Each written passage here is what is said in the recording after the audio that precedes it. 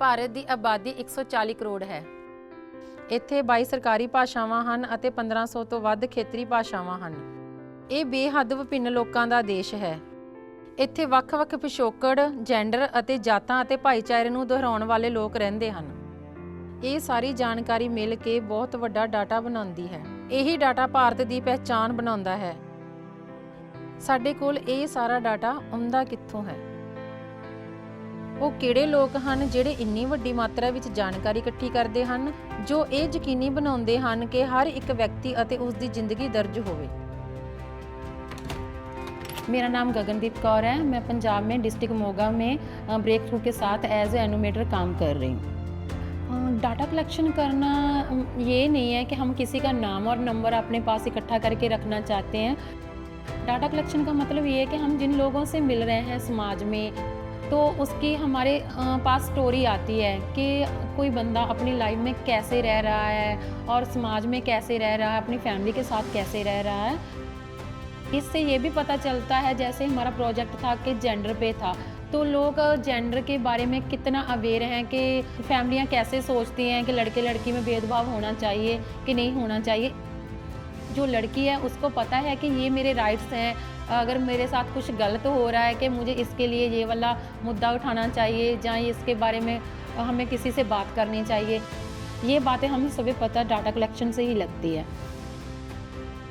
कि मैं स्टार्टिंग से फील्ड जॉब ही करना चाहती थी, तो फैमिली से मेरी बात हुई कि ऐसे मेरा फील्ड जॉब रहेगा, कभी मुझे आउट ऑफ डिस्ट्रिक्ट भी जाना पड़ सकता है, आउट ऑफ स्टेशन भी जाना पड़ता है।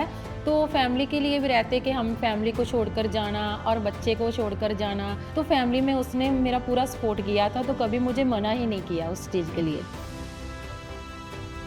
फील्ड जॉब करने में चैलेंजेस तो रहते हैं, जैसे मेन जो रहता है ट्रैवल का रहता है।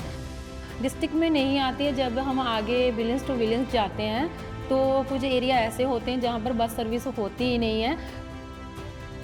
मैंने अलग अलग फील्ड में जॉब किया है और सिटिंग जॉब भी किया है, तो ऐसे फील्ड में जॉब करते करते मुझे ब्रेक थ्रू की ट्रेनिंग के बारे में पता चला, तो उसके बाद मैंने ब्रेक थ्रू में ज्वाइन किया। ये ट्रेनिंग इसलिए अच्छी गई थी क्योंकि हमारा इस पे कॉन्फिडेंस बिल्डिंग और हमारा जो कम्युनिकेशन स्किल था उस पर बहुत अच्छे से काम किया गया था। उसके बाद में जो भी हमारा ब्रेक थ्रू का जो हम प्रोजेक्ट करने वाले थे जेंडर पर, तो उसके बारे में बहुत अच्छे तरीके से हमें बताया गया, तो हमें स्टार्टिंग से ही पता चल गया था कि इसका बेस क्या है। जो है कि हमारे समाज में लड़के लड़की को एक साथ काम करना और उठना बैठना जो गलत समझा जाता है, लेकिन इस ट्रेनिंग में हमने ऐसा देखा कि जो लड़का लड़की है वो साथ में ही ट्रेनिंग कर रहे हैं। अब मुझे जेंडर के बारे में बात करने में किसी के साथ कोई झिझक या घबराहट महसूस नहीं होती है कि सामने लड़का है या लड़की है, मैं दोनों से खुलकर अच्छे से बात कर पा रही हूँ। क्योंकि मैं पंजाब से हूँ और पंजाबी हमारी जो भी लैंग्वेज है वो सेम रहती है। जैसे मैं खुद उनसे बात करती हूँ जैसे खुलकर, तो वो सामने वाला बंदा भी फिर वैसा ही रिएक्ट करता है। वो भी हमसे खुलकर बात करते हैं कि अपनी फैमिली के बारे में, अपना लाइफ एक्सपीरियंस के बारे में हमसे वो शेयर करते हैं सब कुछ। जितना भी मैंने आज तक फील्ड में काम किया है, मेरा इतना ज़्यादा अच्छा अभी लोगों के साथ घुल मिल गई हूँ कि लोग बहुत ज़्यादा इज्जत करते हैं। तो हमें ये भी गर्व महसूस होता है कि हम अगर फील्ड में आए हैं तो लोग हमारे प्रति कैसा सोच रहे हैं। मेरे लिए सबसे बड़ी बात ये है कि लोग मेरे पे विश्वास कर रहे हैं, तो इससे ज़्यादा बड़ा कुछ और नहीं हो सकता। विश्वास ही ज़रूरी है।